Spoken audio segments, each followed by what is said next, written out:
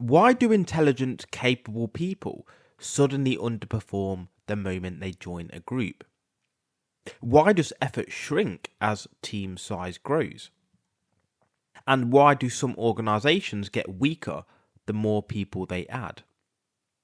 By the end of this episode, you'll understand the psychology behind social loafing, the original Ringelmann rope pulling experiment, and how hidden diffusion of effort silently destroys performance in teams, businesses, and even friendships. In 1913, a French agricultural engineer named Maximilien Ringelmann ran a deceptively simple experiment. He asked individuals to pull on a rope, measuring how much force they exerted alone. Then he asked them to pull in pairs, then groups of 3, then larger groups. Logically, you would expect force output to increase proportionally. If one person pulls with 100 units of force, 2 people should produce 200. 3 people should produce 300. But that's not what happened. As group size increased, individual effort decreased. By the time 8 people were pulling, each person was contributing significantly less than when alone. This became known as the Ringelmann Effect, and it revealed something uncomfortable. When responsibility is shared, effort declines. Social loafing is the psychological tendency for individuals to exert less effort when working in a group than when working alone. It's not laziness, it's diffusion of responsibility. The subconscious assumption becomes someone else will pick up the slack. The larger the group, the weaker individual accountability feels.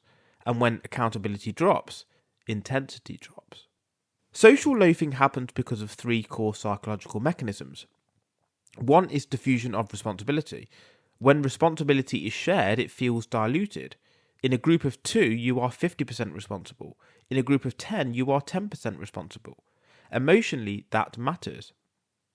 And then we have reduced evaluation apprehension.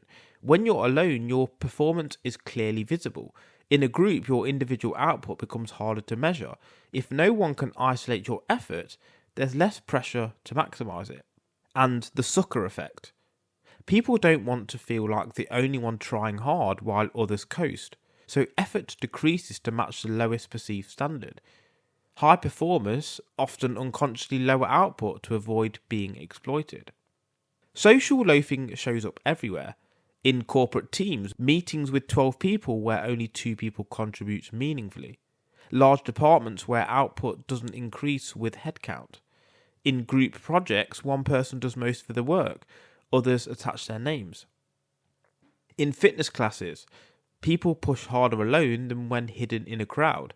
In relationships, when both partners assume the other will initiate effort, communication declines.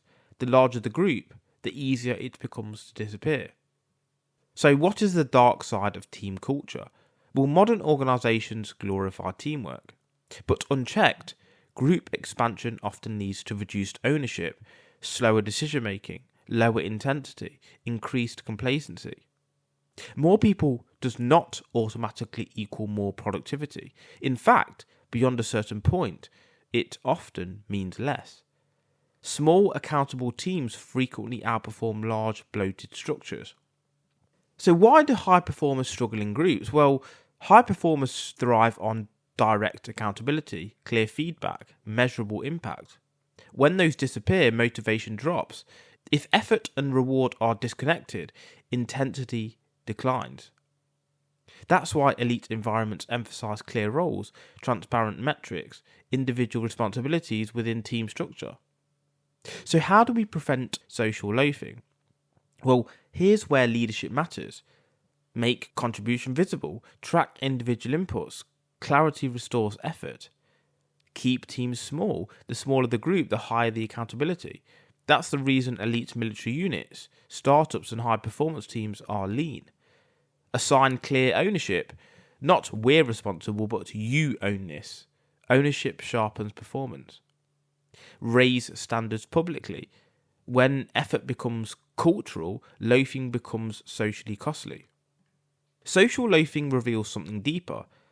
Humans calibrate effort based on visibility and responsibility. We are often more driven when we feel seen, we feel needed, we feel individually accountable.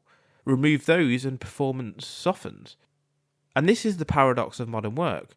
Remote teams, large organisations, distributed responsibility all create conditions ripe for social loafing. But the solution isn't micromanagement. It's clear metrics, strong leadership, smaller focused units and high standards. Because social loafing isn't about laziness, it's about structure. When effort is hidden, intensity fades. When responsibility is diffused, ownership dissolves. The question isn't, are people lazy? The question is, does the structure demand excellence? Because when individual effort matters, people rise. When it doesn't, they coast. If you like this episode, please don't forget to follow, like and subscribe. And just a quick shout out to our sponsors. Strong Coffee Company, protein-packed coffee for energy and clarity. Use code Vancrux1 for 20% off at strongcoffeecompany.com. And then there's More Labs, clinically proven hydration and recovery drinks. Use code Vancrux1 for 25% off at morelabs.com. And finally, LiQure Gummies, electrolytes and vitamins for hangover prevention. Use code Vancrux1 for 20% off at liquor.com. That's LiQure.com.